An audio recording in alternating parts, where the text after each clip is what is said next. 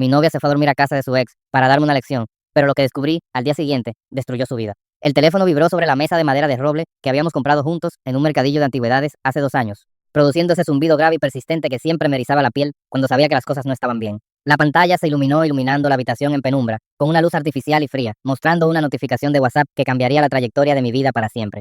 Eran las 11:43 de la noche de un martes lluvioso. El mensaje era de Elena.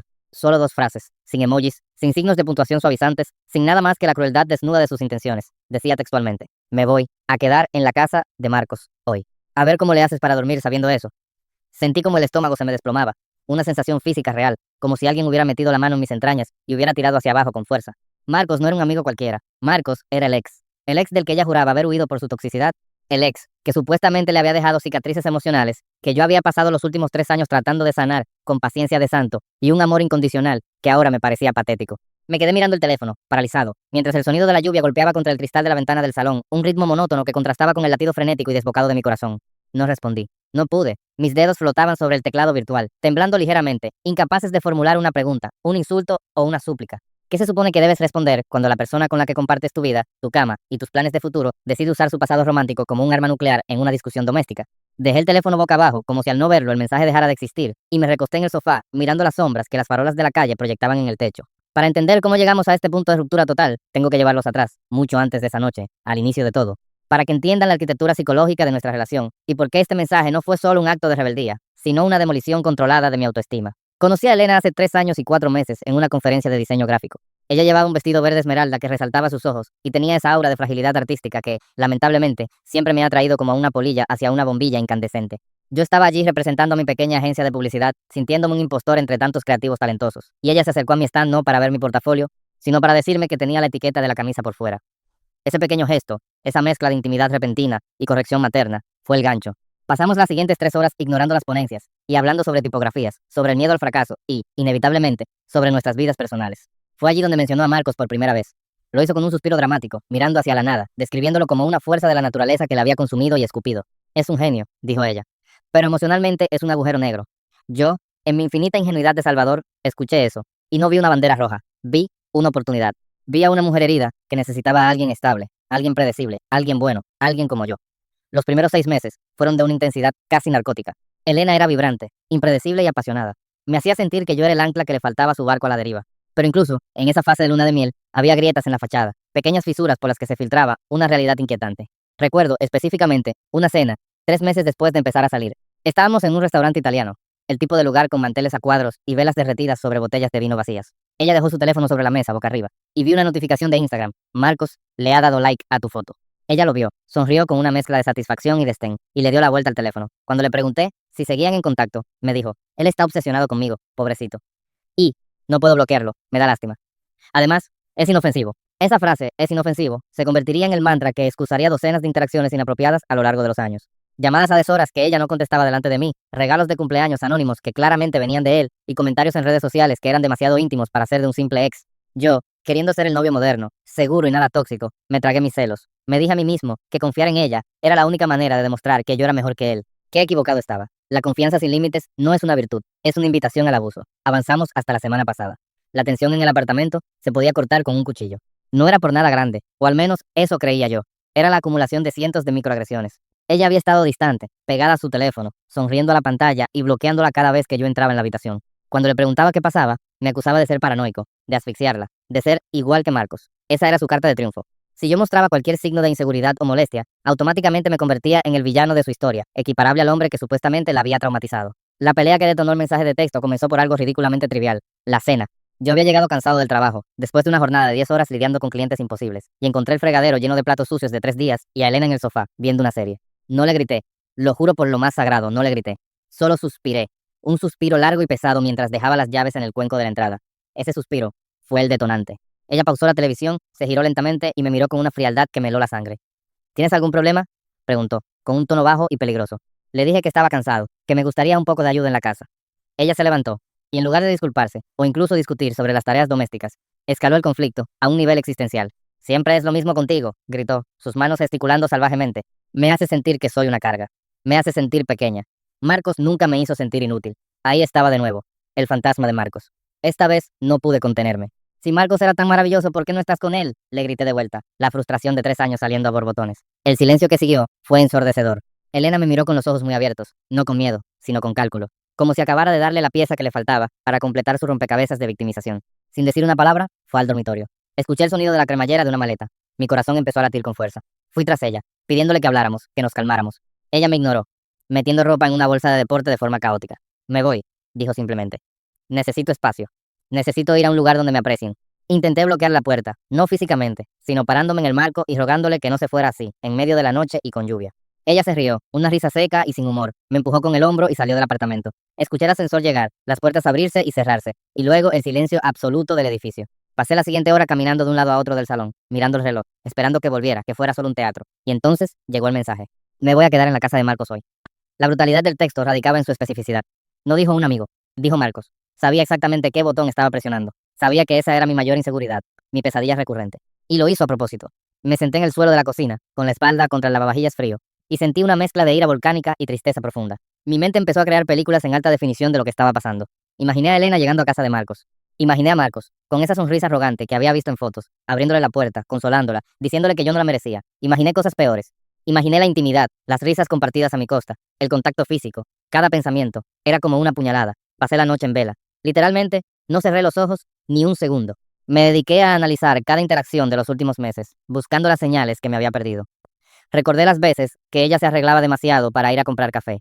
Recordé las veces que su teléfono estaba en modo avión. Me sentí el ser humano más estúpido del planeta. A las 4 de la mañana, la tristeza dio paso a una extraña calma fría, una determinación forense. Si ella iba a jugar sucio, yo necesitaba saber la verdad completa. No iba a ser el novio llorón que espera en casa, iba a ser el detective de mi propia desgracia. Me levanté, me duché con agua helada para despejarme y me preparé un café negro. Me senté frente a mi computadora y abrí el extracto de la tarjeta de crédito compartida que teníamos para gastos de la casa. Nada inusual. Luego, hice algo de lo que no estoy orgulloso, pero la desesperación no conoce ética. Abrí su iPad, que había dejado olvidado en la mesita de noche. Sabía su código porque era el mismo que el aniversario de... Bueno, no el nuestro, sino una fecha que ella decía que era su número de la suerte. Desbloqueé el dispositivo. Mi corazón martilleaba contra mis costillas. Fui a iMessage. Estaba sincronizado con su teléfono. Mis manos sudaban tanto que tuve que secarlas en mis pantalones antes de tocar la pantalla. Busqué la conversación con Marcos. No estaba. Había sido borrada. Eso en sí mismo era una prueba incriminatoria. ¿Quién borra una conversación si no tiene nada que ocultar? Pero Elena no era perfecta tecnológica. Fui a la carpeta de eliminados recientemente. Ahí estaba. Mis ojos escanearon los mensajes con una velocidad vertiginosa. Lo que encontré me dejó confundido. No había mensajes de amor. No había sexting. De hecho, la mayoría de los mensajes eran de Elena hacia él, y él respondía con monosílabos, o no respondía. ¿Estás en casa? Escribía ella un martes. Sin respuesta. Pasé por tu calle y vi tu coche. Escribía ella un jueves. Respuesta de él. Elena, por favor. ¿Qué significaba esto? La narrativa que Elena me había vendido era que Marcos estaba obsesionado con ella, que la perseguía. Pero los mensajes contaban una historia diferente. Una historia donde ella era la que buscaba, la que insistía. Y entonces, llegué a los mensajes de esa misma noche. A las 11:30 de la tarde, justo después de salir de nuestro apartamento, ella le escribió, voy para allá, necesito verte. No hubo respuesta de Marcos. A las 11:40 p.m., estoy abajo, ábreme, sin respuesta. A las 11:42 de la tarde, un minuto antes de enviarme el mensaje a mí, ella escribió, por favor, Marcos, solo quiero hablar. Y entonces, una respuesta de Marcos a las 11:45 de la tarde, 2 minutos después de que ella me enviara el texto devastador a mí. La respuesta de Marcos decía, Elena, no estoy en casa, y aunque estuviera, no te abriría. Deja de venir aquí, o llamaré a la policía de nuevo. Tienes que superar esto. Me quedé helado. Leí el mensaje 3 veces. Llamaré a la policía de nuevo. ¿De nuevo? Mi cerebro intentaba procesar la información. Elena me había mentido. No se estaba quedando con Marcos. Marcos ni siquiera la quería allí. Marcos la estaba amenazando con la policía. Entonces, ¿dónde estaba ella? Y más importante aún, ¿quién era realmente la mujer con la que había estado viviendo durante 3 años? La imagen de la víctima frágil se desmoronaba, reemplazada por algo mucho más siniestro y patológico. Ella me había enviado ese mensaje para hacerme daño, sabiendo que era mentira, sabiendo que Marcos la estaba rechazando en ese mismo instante. Era crueldad pura, diseñada para manipularme, para que yo sintiera celos de un hombre que en realidad la despreciaba. Cerré el iPad, justo cuando escuché la llave girar en la cerradura de la puerta principal. Era las 7 de la mañana. Elena entraba. Se veía terrible. El maquillaje corrido, los ojos hinchados, la ropa arrugada. Si yo no hubiera leído esos mensajes, habría pensado que había pasado una noche de pasión salvaje o de llanto emocional con su ex. Pero ahora, sabía la verdad.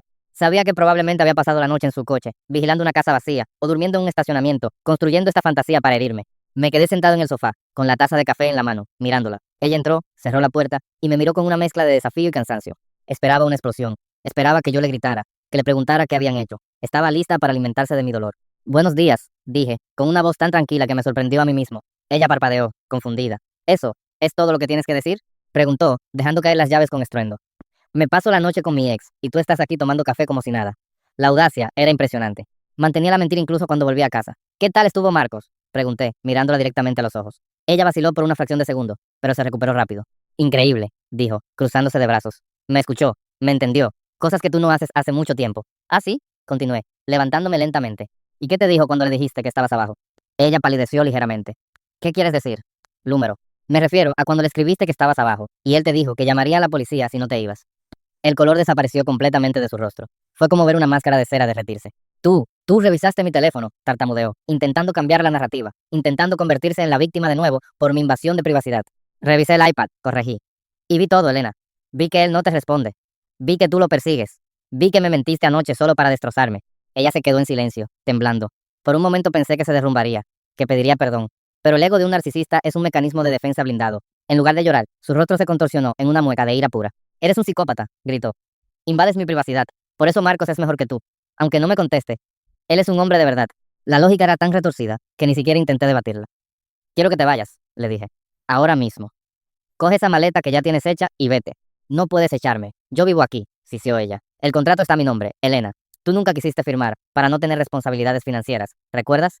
Te doy 10 minutos antes de que yo sea el que llame a la policía. Ella me miró con odio, un odio visceral que nunca había visto en nadie. Fue al dormitorio, agarró sus cosas, rompiendo un par de marcos de fotos en el proceso, y salió dando un portazo que hizo temblar las paredes. Me quedé solo en el apartamento silencioso. Debería haberme sentido devastado. Debería haber estado llorando por el fin de mi relación de 3 años.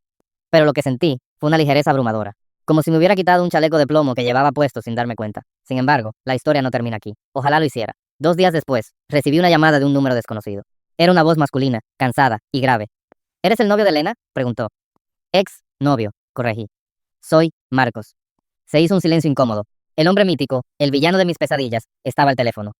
Escucha, dijo Marcos. No te conozco, pero necesito advertirte. Elena, no está bien. Lleva 3 años acosándome. He tenido que cambiar de número 4 veces. Se inventó toda nuestra relación tóxica. Yo la dejé porque encontré cámaras ocultas en mi apartamento que ella había puesto. Sentí un escalofrío recorrer mi espalda. ¿Cámaras? Pregunté.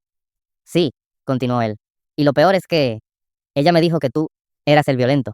Me escribió hace meses diciendo que tenía miedo de ti, que tú la controlabas. Solo te llamo para decirte que tengas cuidado. Si ella siente que ha perdido el control sobre ti, va a intentar destruirte. La advertencia de Marcos resonó en mi cabeza. Le agradecí y colgué. Miré alrededor de mi apartamento, mi santuario. De repente, ya no me sentía seguro. Empecé a buscar. Busqué en los lugares obvios primero, detrás de los libros, en los cajones. Nada. Luego recordé lo que Marcos dijo sobre las cámaras. Me subí a una silla y revisé el detector de humo del dormitorio. Había algo extraño en el LED que parpadeaba. Lo desmonté. Allí, escondido entre el cableado, había un pequeño dispositivo con una tarjeta SD. Me quedé petrificado. Había estado viviendo con una espía. Una mujer que no solo me manipulaba emocionalmente, sino que me grababa, acumulando material quién sabe para qué. Saqué la tarjeta SD y la metí en mi ordenador. Había gigabytes de videos, discusiones, momentos íntimos, llamadas telefónicas que yo había hecho, pero lo más perturbador eran los videos donde yo no estaba. Videos de ella sola en el apartamento, practicando sus reacciones. Practicando cómo llorar, practicando cómo gritar. Había un video de hacía una semana, el día antes de la pelea. Ella miraba la cámara, se despeinaba el cabello a propósito, se pellizcaba el brazo hasta dejar una marca roja y decía al espejo, mira lo que me has hecho. Estaba fabricando pruebas. Estaba preparando el terreno para acusarme de maltrato, si yo alguna vez intentaba dejarla. El horror de lo que estaba viendo me provocó náuseas. Si no hubiera revisado ese iPad, si no hubiera hablado con Marcos, ella habría vuelto, habríamos seguido, y eventualmente, ella habría usado esto contra mí. Fui a la comisaría, esa misma tarde. Entregué la tarjeta SD, los mensajes, todo. Puse una orden de restricción. El oficial que me atendió, un hombre mayor con cara de haberlo visto todo, palideció al ver los videos de ella ensayando sus lesiones falsas. Hijo, me dijo, te has salvado por los pelos. Las semanas siguientes fueron un borrón de ansiedad y trámites legales. Cambié la cerradura, instalé un sistema de seguridad y bloqueé a Elena de todas partes. Pero ella no se rindió fácilmente. Empezaron a llegarme correos electrónicos desde cuentas falsas. Te vas a arrepentir, decían. Nadie te va a creer. Intentó contactar a mi jefe, enviándole correos anónimos acusándome de robo y acoso. Por suerte, yo ya había prevenido a mi jefe y le había mostrado la orden de restricción. La empresa me apoyó e incluso me ofrecieron unos días libres para lidiar con la situación. La campaña de desprestigio que Marcos me había advertido estaba en marcha, pero al tener la verdad de mi lado, sus mentiras no encontraban terreno fértil. La gente empezó a verla por lo que era. Sus amigos, esos que siempre me miraban con sospecha, empezaron a contactarme para pedir disculpas, contándome historias de cómo ella les había manipulado también. Resultó que Elena había creado una red de mentiras tan compleja que eventualmente colapsó bajo su propio peso. 3 meses después, me enteré de que había sido arrestada. Había intentado entrar en la casa de Marcos rompiendo una ventana, convencida de que él y yo estábamos conspirando contra ella. La ironía final, sus 2 víctimas terminaron siendo los únicos que decían la verdad. Hoy, mi apartamento está tranquilo. He tirado el sofá donde ella se sentaba. He pintado las paredes. He empezado a salir de nuevo, con mucha cautela. Pero cada vez que mi teléfono vibra por la noche, Todavía siento ese pequeño salto en el estómago, ese eco del trauma. Sin embargo, lo miro, veo que es solo un amigo o una notificación de noticias y respiro. Soy libre. Aprendí que el amor no es confusión, no es drama constante y definitivamente no es un mensaje de texto a medianoche diseñado para destruirte. Si estás leyendo esto y te sientes identificado con esa sensación de caminar sobre cáscaras de huevo, con ese miedo a la reacción de tu pareja, hazte un favor, revisa la realidad. A veces, el monstruo no está debajo de la cama, está durmiendo en ella. Y a veces, la persona que dice ser la víctima es en realidad el verdugo que está afilando el cuchillo mientras tú intentas disculparte por platos que no rompiste. No ignores las señales. No ignores a los ex locos, que quizás no están tan locos. Y sobre todo, nunca dejes que nadie te haga creer que mereces sufrir para ser amado.